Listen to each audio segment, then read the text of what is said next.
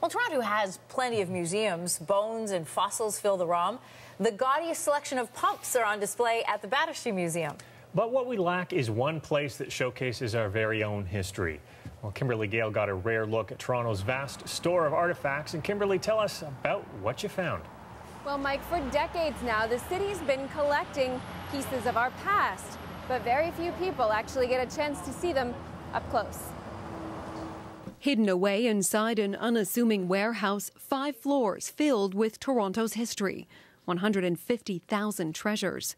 From this Iroquoian pottery jug dating back 700 years to these wooden keepsake boxes. For none but those whom truth makes free can ever enjoy true liberty. Hand-carved by men who fought beside William Lyon Mackenzie in the 1837 rebellion. They're not just things, they are things with a story behind it. Curator Alex Advichuk knows this collection as well as anybody. There are military uniforms, hundreds from every era, and a wealth of material donated by the Eaton family.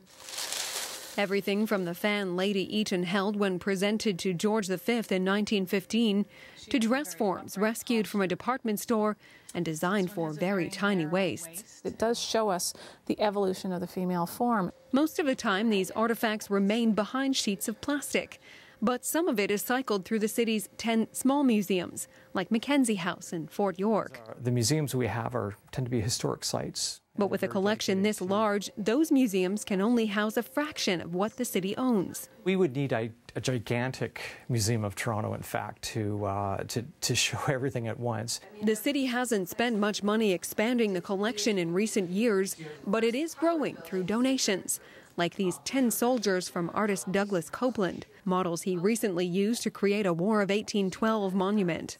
But the people behind the collection make no secret they hope it will one day have a permanent public home.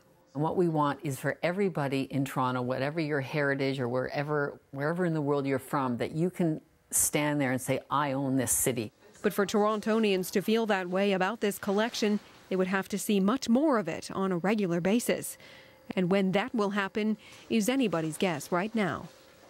Now, there is a second warehouse. That was just one of 2. The second warehouse holds bigger things like boats, cars, and carriages. And of course, the question is, well, when will we get a Toronto museum? That plan has been in the works for a few years, and we'll show you that tomorrow. Reporting live, I'm Kimberly Gale. Great, Kimberly, thanks.